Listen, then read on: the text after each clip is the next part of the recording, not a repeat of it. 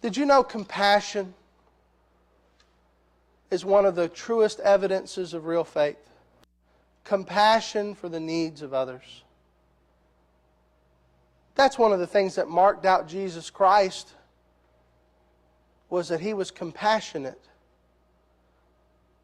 Certainly He told the truth, and certainly He said things that people didn't like, and they put Him on the cross for it. But we must never think of His wrath only as what modeled at His life. His life was modeled by compassion. And if we are to say we are living like Christ lived, we ought to live a life of compassion. There was once a European queen several centuries ago who was going to the theater on a night where it was going to be terribly cold. She commanded her coach driver to stay outside as she went into the warm theater and watched the show. During the show, there were many scenes that brought tears to her eyes. And she was weeping as she left the theater. But when she got outside, she noted that her driver had frozen to death. And she shed not a tear. I see people like that today. We'll cry over a movie. We'll cry over a sad song. We'll cry over a commercial. There's commercials that come on that touch the heart, and we'll get teared up because it'll remind us of our child or something.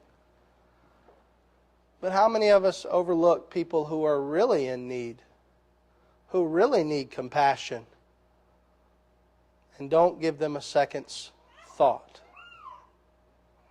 Compassion is a work that James is saying here is an example of our faith. We have to have compassion if we are to say we are followers of Christ, because He was the most compassionate of all.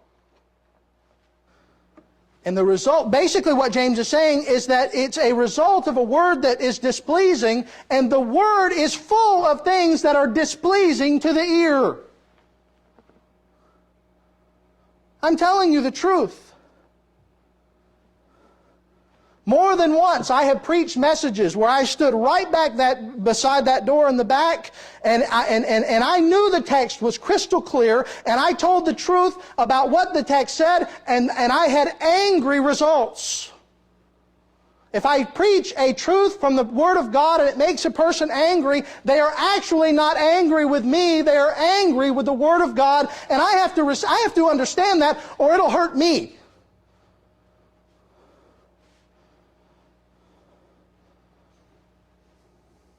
All I have to do is preach what the Word says. In fact, I got a call this week.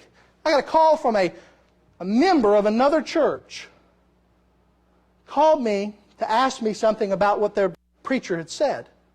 And he said something very hard to the congregation. And she said, "I can't believe he said it." I said, "Well, he's right." "What?" I said, "He's right." I said, "And every one of y'all who are starting that telephone tree talking about that man are not doing right. All he did was tell you the truth, and you didn't want to hear it. All he did was tell you the truth, and you couldn't receive it." Now, I'm not a friend anymore either, but that's not true. I got her to the point where hopefully she'll be a good influence there. You want me to tell you how dangerous it is to make snap judgments? Let me illustrate this point with a story about the dangers of snap judgments. There was a widowed trapper who lived in Alaska with his 2-year-old son. His wife had died the winter prior, and winters where he was living were terribly treacherous and often claimed many lives.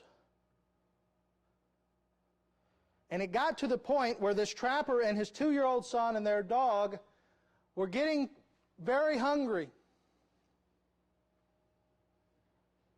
So the trapper decided to leave his child, 2-year-old child, and the dog at home and to go out into the wilderness and search for food. So the trapper left early in the morning, and as he went out into the wilderness, the weather began to turn sour, and as the weather began to turn sour, he ended up getting caught in the wilderness and ended up having to stay the entire night. All he could think about the entire night was his son, 2-year-olds, all by himself in the cabin.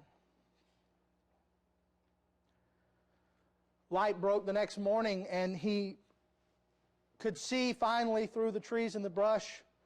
The weather had died down, so he chose then to make haste back to the cabin. It took him most of the day to get back through the snow. And even at a distance, he saw the door of the cabin was open. So he rushed, and when he got to the cabin, he looked inside, and there had been tables knocked over and an obvious struggle. And there sat his dog, looking very guilty. And there was blood on the dog's mouth and on the dog's fur. And the trapper just knew in his heart, he knew what happened. Hunger had overtaken the dog, and the child was all that was there. And he became enraged, and he pulled out his pistol and shot his dog. Then he began to look for the remains of his son. He walked all through the house and finally came to a room where he heard a whimper. Underneath a mattress laid his son, unharmed and safe. And the trapper looked across the same room and saw a wolf. The dog hadn't hurt the son.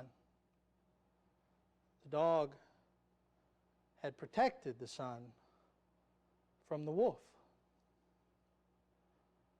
But the trapper had made a snap judgment about that dog when he came into that house without knowing all the facts. How often are people in church just like the trapper? We quickly make assumptions to know the truth about a person when in reality our judgments are terribly, terribly off the mark. And how many people become damaged spiritually and emotionally, sometimes beyond repair, because we judge them based upon our preconceived ideas of what they must have done or be like.